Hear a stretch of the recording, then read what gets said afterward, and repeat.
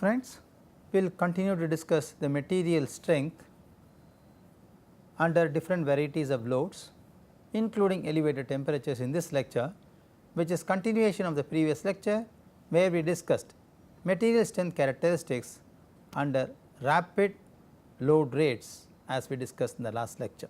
As we now understand, steel as a material experiences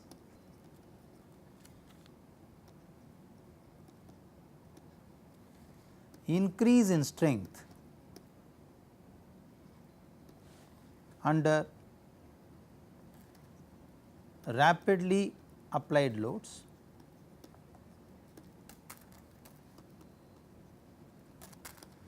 the stress strain behavior of steel under increased strain rate is different from the ASTM strain rates as we saw in the last lecture.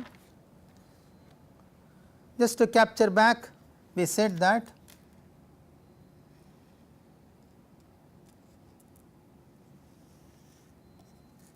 the stress strain plot for two varieties of steel, let us say at rapid strain rate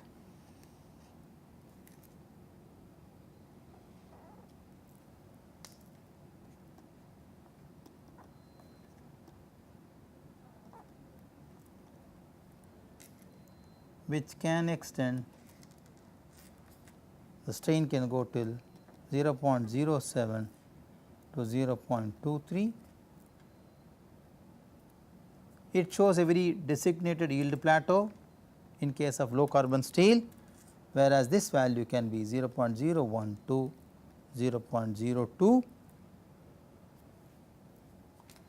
And look at the values of stress. Ultimate D stands for the dynamic strain rate and maybe this value is the corresponding D at yield. If you look at the ASTM strain rate curve, it also follows the same style qualitatively. So, this is a ASTM strain rate where I can call this value sigma u and this value sigma yield. You will very well see here that depending upon the strain rate change, the strain energy adopted by the material is far different from that of the standard strain rate, which has been taken as a reference from UFC 34002. So, this brings us back for a statement saying that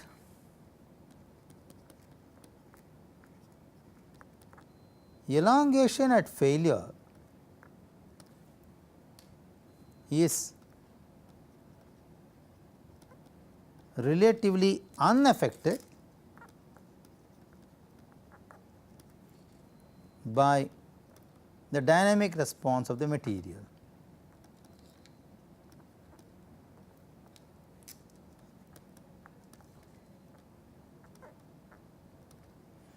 So, relatively unaffected by the dynamic response of the material. On the other hand, higher the static strength of the material, lower the increase in dynamic strength.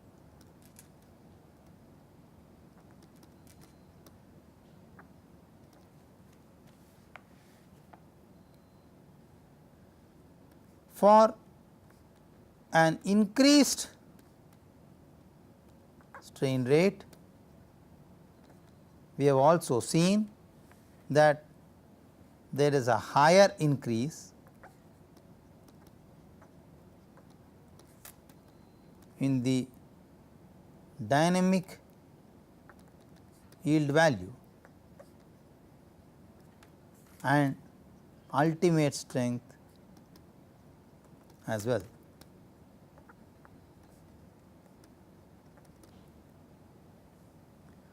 Of course, this increase depends on two factors, namely the static material strength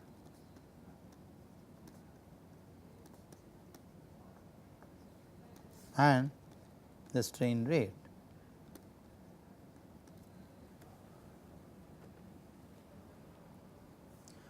We also said that due to this rapid rate of loading, the strength increases which should be accounted in the design procedure. So, we will talk about now the dynamic increase factor.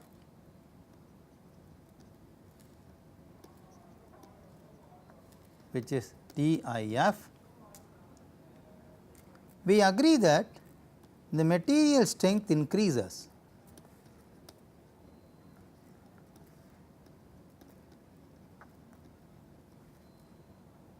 with the strain rate,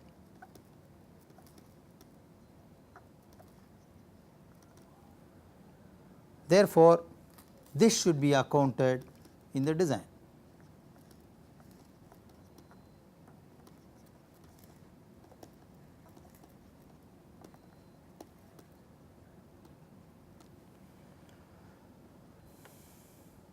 So, a factor should be applied to correct the static strength values,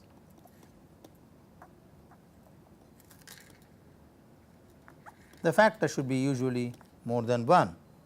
So, the dynamic increase factor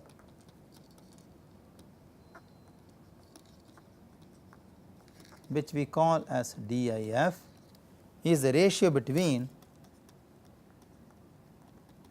the dynamic strength to that of the static strength.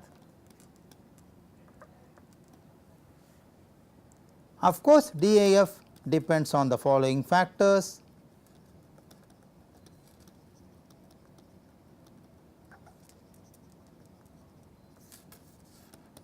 it depends on the material type. For example, steel, concrete, composite, etc. They are different for different material type. 2, the strain rate, because you know the material behavior in terms of stress strain relationship is not same for brittle and ductile material, for example, concrete and steel respectively. Third, what is the type of stress you are looking for? Are looking for axial stress, are looking for bending stress, etc. In fact, axial stress, tension or compression. So, the nature of stress also varied, and therefore, the DIF, the dynamic increase factor, is appropriately applied to the type of stress you are looking for its enhancement under the dynamic loads. There are 2 methods available in the literature based on which DIF can be computed. The dynamic increase factor can be computed by 2 methods. Let us see method 1. The method 1 demands determination of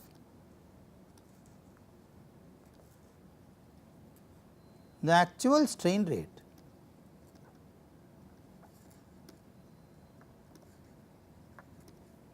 of the material during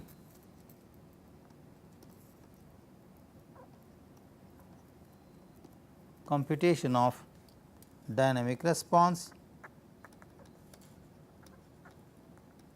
This is an iterative procedure Let us see what are the steps involved in this procedure. First, assume a strain rate and choose a DIF value. We all know that the dynamic strength can be computed, is nothing but DIF multiplied by the static strength, because DIF is the ratio of dynamic to static strength. Also note down the time required to reach the maximum response, to attain the maximum response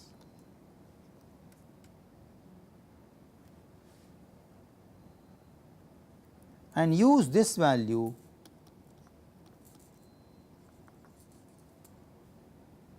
to determine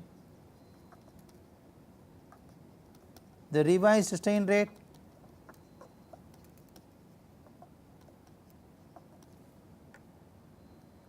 The moment the strain rate is revised,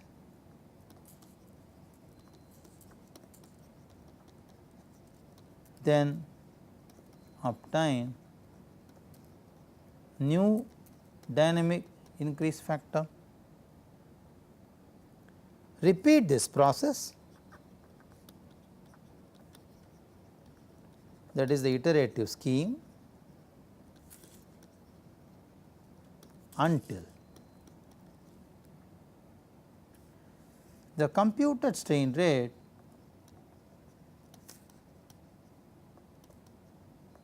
matches with the assumed strain rate. Once it matches, we can say the scheme is converged.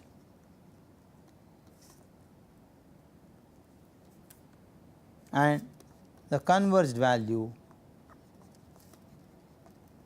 is the final DIF.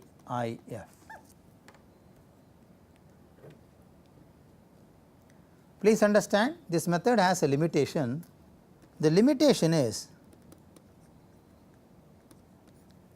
different variables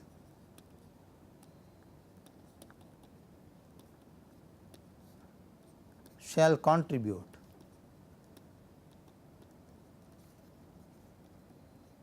to this change of DIF. So, the result may not be accurate.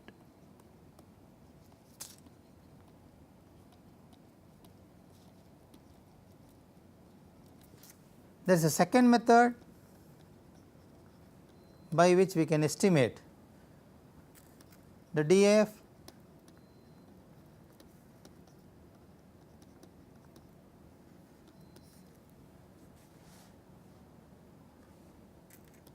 Choose DIF values as suggested by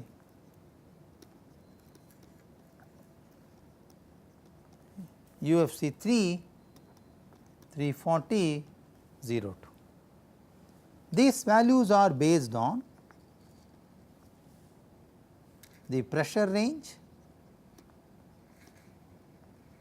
of the blast waves or explosion process, based on the scaled distance of the point of interest to the potential source of blast.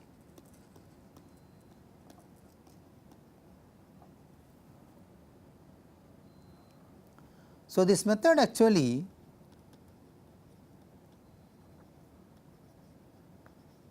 groups different blast loads.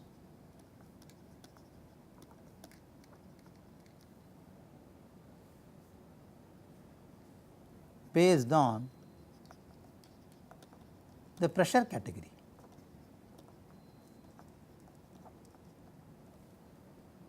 For example,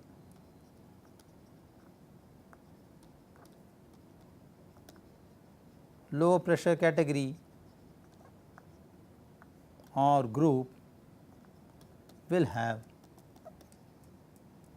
one specific DIF. Of course, the DIF will also depend on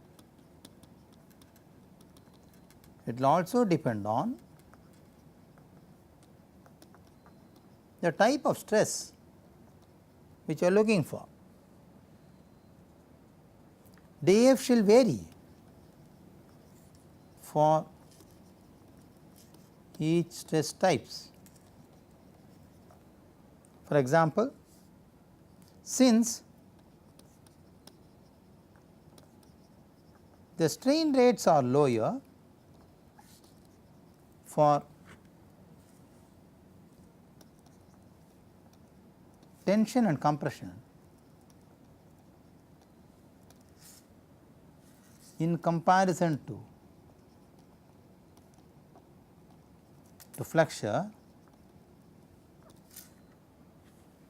DIF values for tension compression are lower than DIF values for flexure. Typical values as given by UFC are as follows. For a given type of stress, the DIF value suggested by UFC for ASTM steel A514.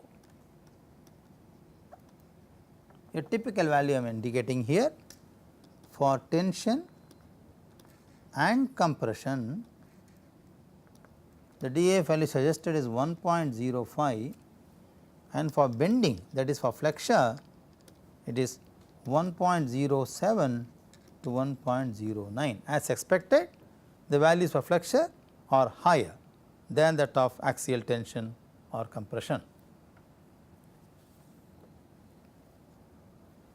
The next parameter of interest for material strength is the design stress. The design stress is also now going to be dynamic in nature, because the strain rate is changing and is a function of rate of loading, that is number 1. Number 2, the rate of loading is very rapid in case of blast loads.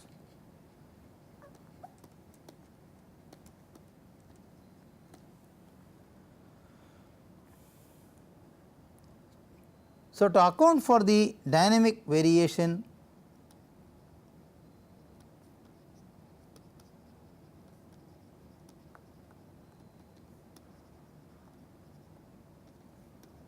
one actually need to capture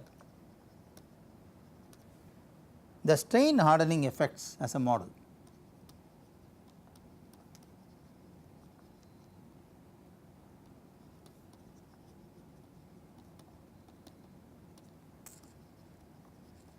In the model, generally in dynamic analysis,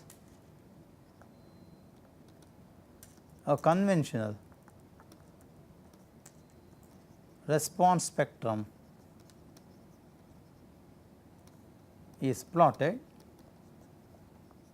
for a single degree freedom system model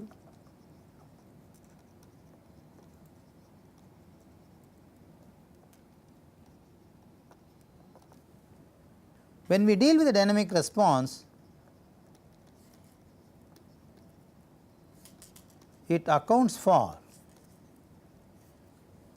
the stress level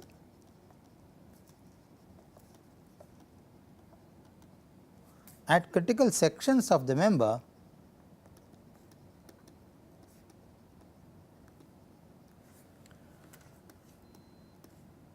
in terms of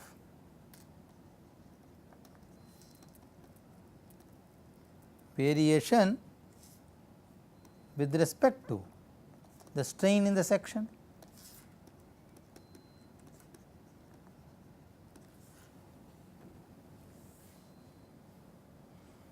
Of course, in elastic region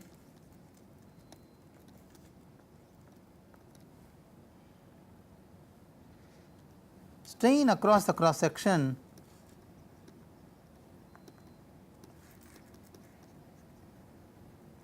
varies with the location of the fiber from the neutral axis of the section.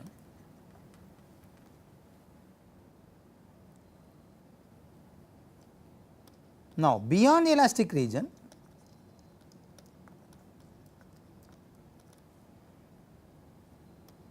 the material and the member experiences plastic response. At this point,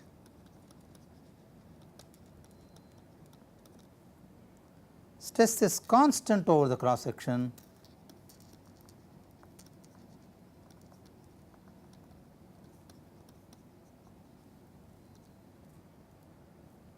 but it changes with the total strain of the member. So, the variation is now shifted from the cross section to the member dimensions. It is very evident from the literature, it is very evident that steel members experience increase in stress in the strain hardening region,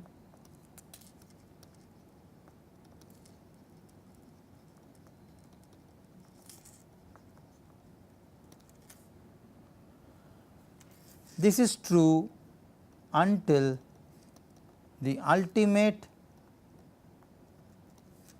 dynamic stress state in the material is reached.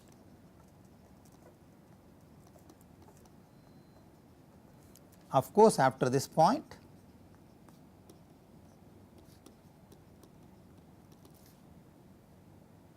fiber stress decreases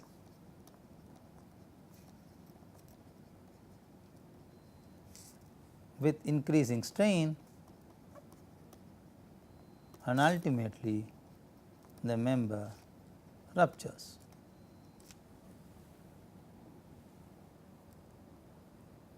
But interestingly, modeling this feature in single degree of freedom system models is a complex task, because in single degree freedom system model, the natural frequency which is dependent on stiffness is a vital part.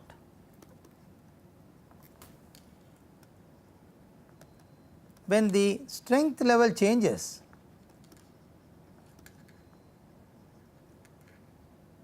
with respect to the strain rate, this in turn affects, or I should say influences, the stiffness value of the system. That is the first reason. Second reason is, as the strain rate or as the strain level crosses the yield, plastic or I should say permanent deformation occurs, which is actually a sort of strength degradation. So, this also influences the stiffness in single degree freedom value. Therefore, modeling this dynamic stress behavior in single degree freedom system model is actually complex. So, this is being approximated by a bilinear resistance deformation curve as suggested in the literature.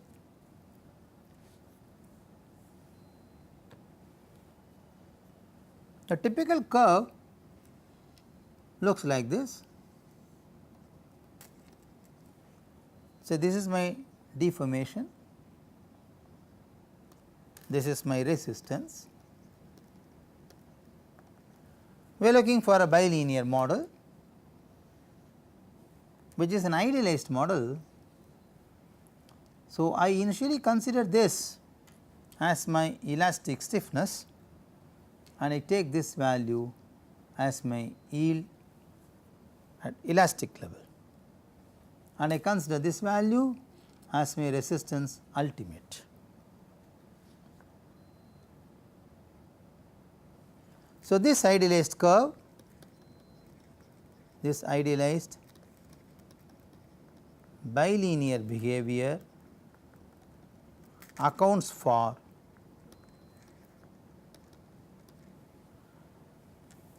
the strain hardening effects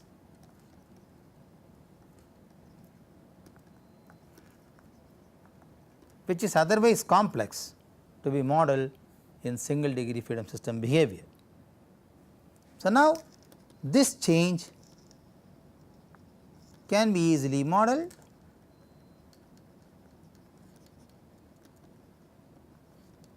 in equivalent single degree freedom system and the response can be estimated. But please understand, to enable this idealization, one need to carefully select the design stress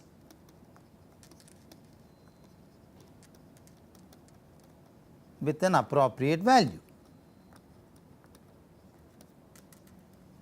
Now, the question comes, what is the design stress?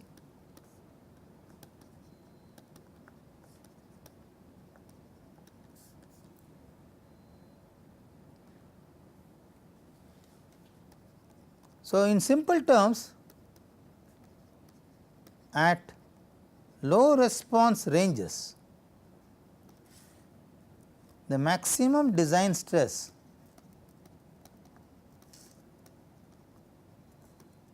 is equal to the dynamic yield stress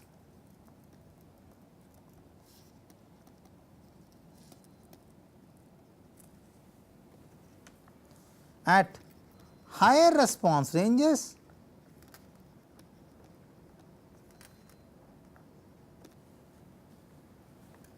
The design stress is increased, I should say enhanced, to account for the strain hardening path.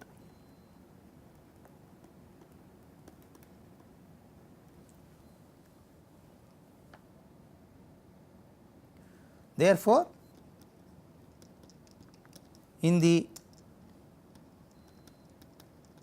initial response stage, the increased design stress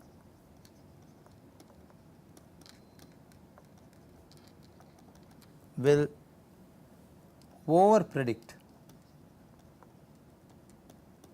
the resistance because the design stresses are increased. However, when large deformations occur at later stage of the response, the stress level and the resistance will be under predict.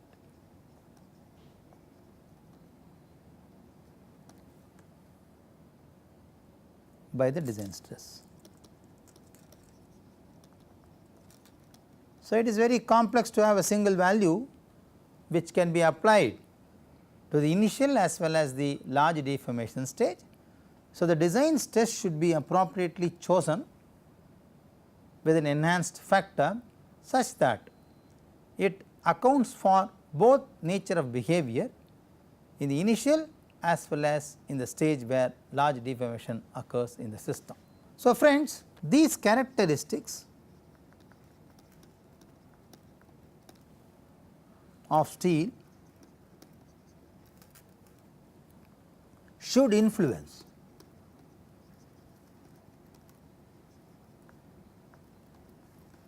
the choice of design stress,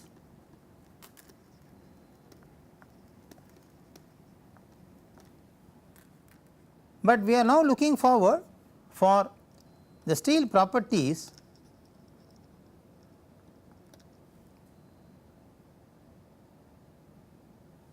which are temperature dependent.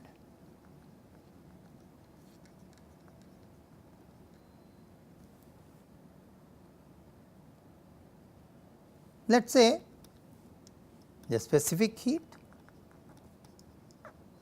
or specific heat capacity of the material, density of the material and thermal conductivity of the material. In my case, let us say steel will influence his thermal characteristics. Then one should be interested to know what are those mechanical characteristics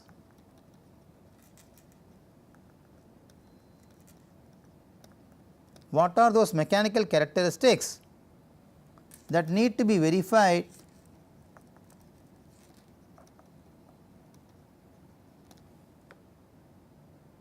so that original design meets the strength and serviceability requirements.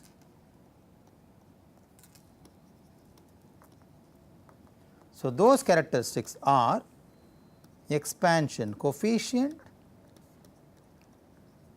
because we are talking about large deformation,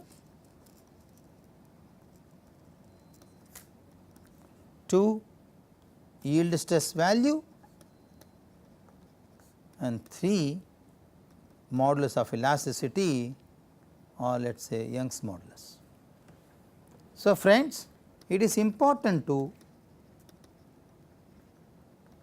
interpret the modulus of elasticity and yield strength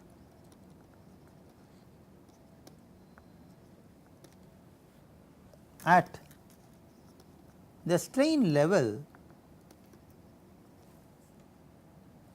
which is consistent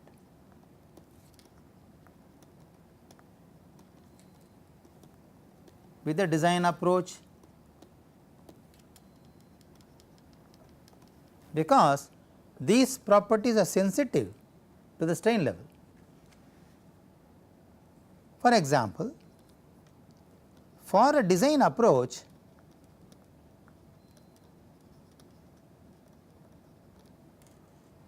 which does not permit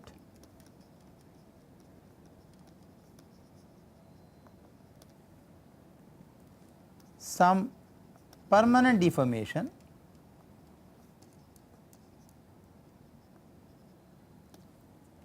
in the member even after fire.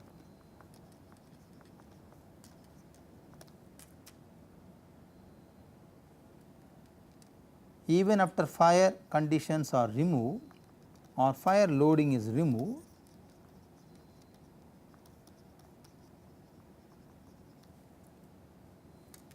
then one should assume a strain of 0.2%. For a design approach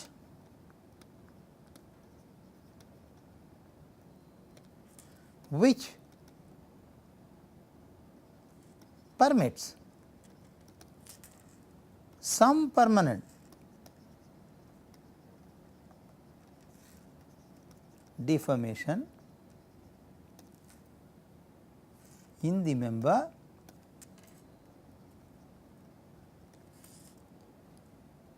after the removal of fire load,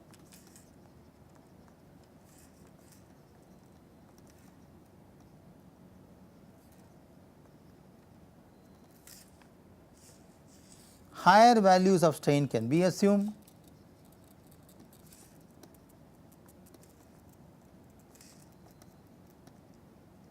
It can be as high as 0.5% to 1.5%. So, depending upon the strain level what you want to fix, your design approach should be compatible with the strain level. So, friends, in this lecture we learned advanced material characteristics,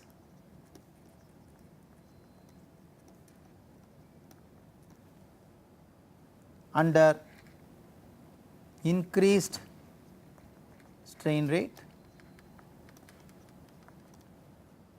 We have also seen how strength increase occurs due to higher strain rate